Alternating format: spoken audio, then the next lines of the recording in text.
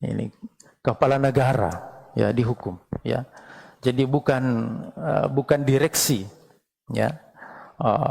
Tapi presiden ya, begitu mudah ditetapkan ya keputusan hukum terhadapnya.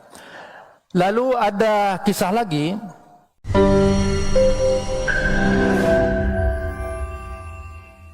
betapa Islam memberikan perhatian yang sangat tinggi, yang sangat serius terhadap keadilan ini. Ya. Bahkan ada sebuah riwayat menyebutkan bahwa Allah SWT itu akan menolong suatu bangsa yang adil meskipun dia kafir. Ya. Konon zaman dahulu ada suatu bangsa sebelum Nabi SAW diutus hidup dalam keadaan makmur, sejahtera. Ya. Meskipun masyarakatnya itu masih kafir karena memang Islam belum diturunkan, tapi pemerintahnya itu sangat-sangat adil. Maka inilah yang dimaksud dengan riwayat ini tadi, Allah menolong suatu bangsa, suatu umat yang adil. Dan kita juga melihat jamaah rahimakumullah, kenapa ada bangsa-bangsa yang non-muslim hidupnya lebih aman, lebih tentram, bahkan lebih sejahtera dibandingkan dengan negara-negara muslim. Kenapa? Mungkin ya karena mereka menerapkan salah satu nilai-nilai universal ini tadi. Wallahu ta'ala alam. Masyarakat muslimin rahimakumullah, para khalifah setelah Rasulullah SAW benar-benar mengikuti juga prinsip-prinsip yang telah diterapkan oleh Nabi SAW dalam kepemimpinannya.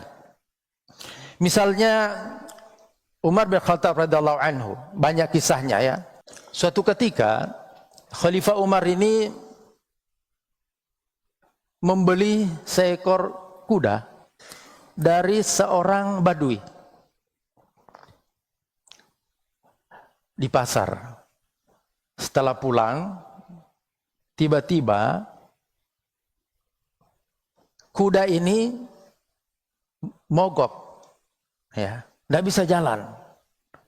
Lalu kemudian Amir Mukminin Umar bin Khattab radhiyallahu anhu mengembalikan ke penjual bahwa kuda yang kau jual ini adalah kuda yang cacat.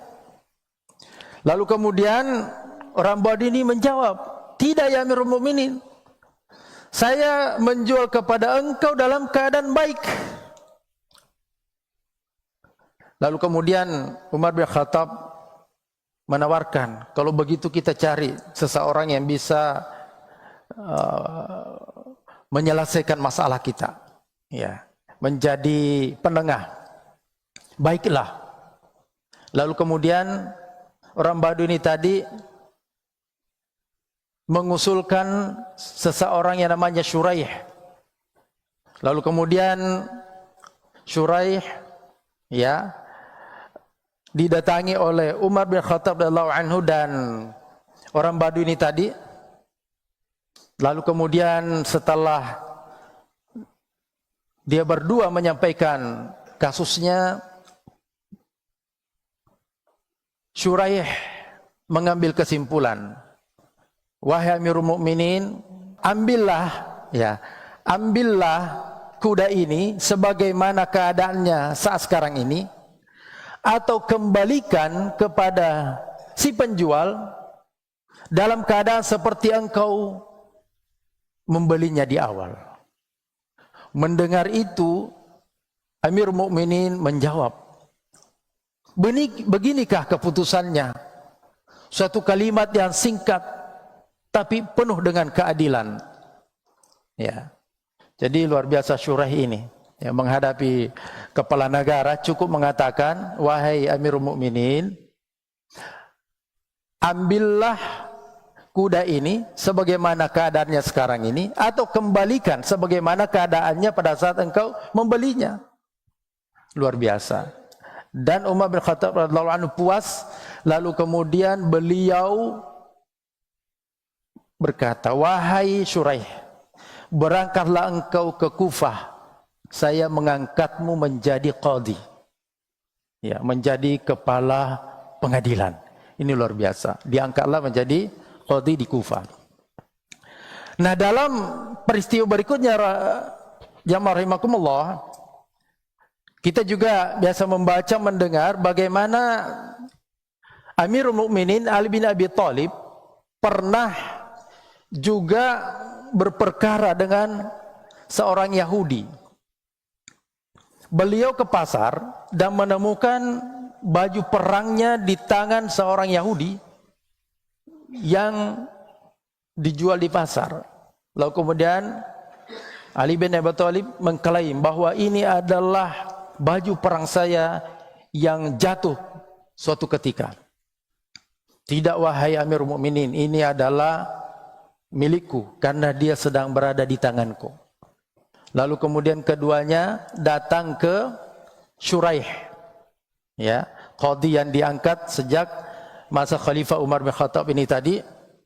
Lalu kemudian qadhi Syuraih menggunakan satu kaidah yang diajarkan oleh Nabi SAW dalam memutuskan satu perkara, al-bayyinatu 'alal mudda'i wal yaminu 'ala man ankar. Bahwa orang yang menuntut harus menunjukkan bukti, al-bayyinah. Ya, baik dalam bentuk dokumen ataupun dalam bentuk saksi. Wal yaminu 'ala man ankar. Kalau tidak, maka solusinya adalah yang tertuduh ini tadi diminta untuk bersumpah. Maka Syuraih al-Qadhi meminta kepada Ali bin Abi Thalib untuk mendatangkan dua saksi, ya, membuktikan bahwa memang baju perang itu adalah miliknya.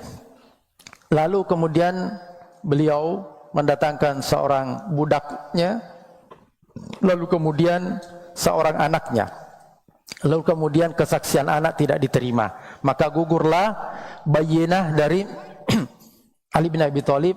Lalu kemudian Yahudi ini tadi disuruh untuk bersumpah dan melihat betapa kesetaraan, persamaan hak, ya, dalam penegakan hukum yang disaksikan oleh si Yahudi ini tadi. Lalu kemudian dia menyatakan diri masuk Islam.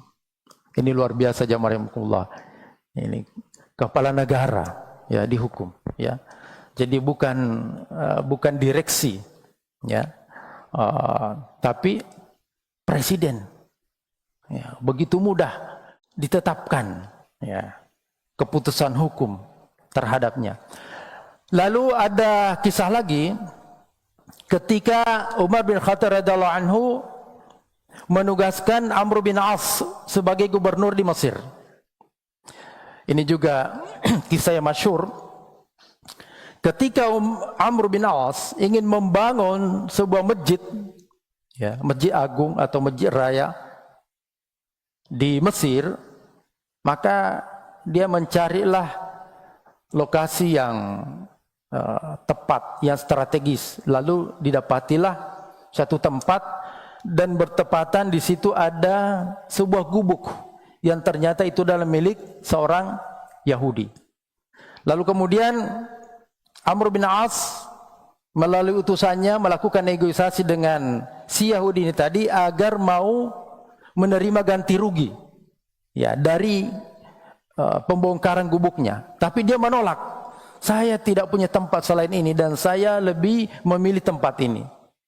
Lalu kemudian singkat cerita, Amr bin As memerintahkan agar gubuk itu tetap dibongkar dan dibangun masjid.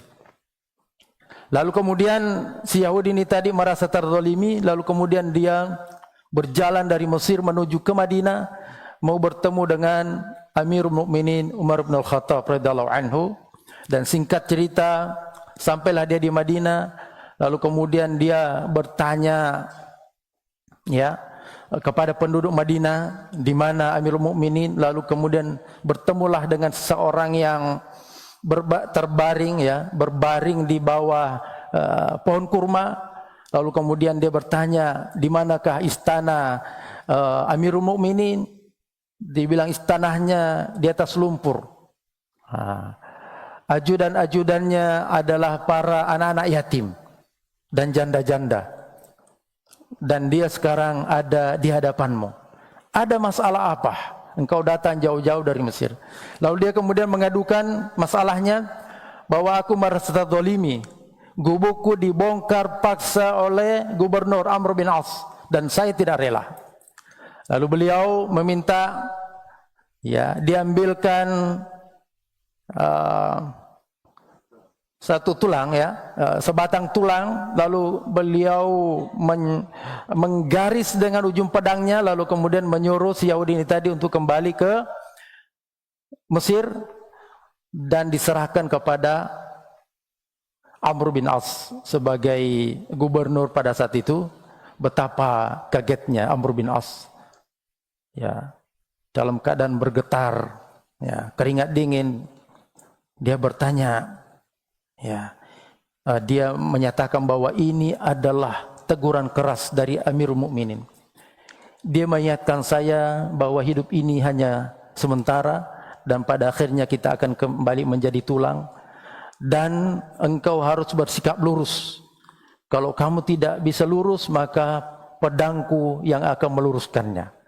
Maka seketika itu pula diperintahkan kepada semua petugasnya untuk membongkar masjid dan kemudian diserahkan kembali tanah itu kepada pemiliknya. Dan pada saat itu si Yahudi ini tadi menyatakan dirinya masuk Islam, membaca syahadat, dan kemudian menyerahkan tanah itu kepada Amr bin As radhiyallahu anhu. Nah, inilah jamaah rahimakumullah ya, betapa penegakan keadilan dalam Islam itu benar-benar nyata ya, sebagaimana diperintahkan oleh Allah Subhanahu wa taala.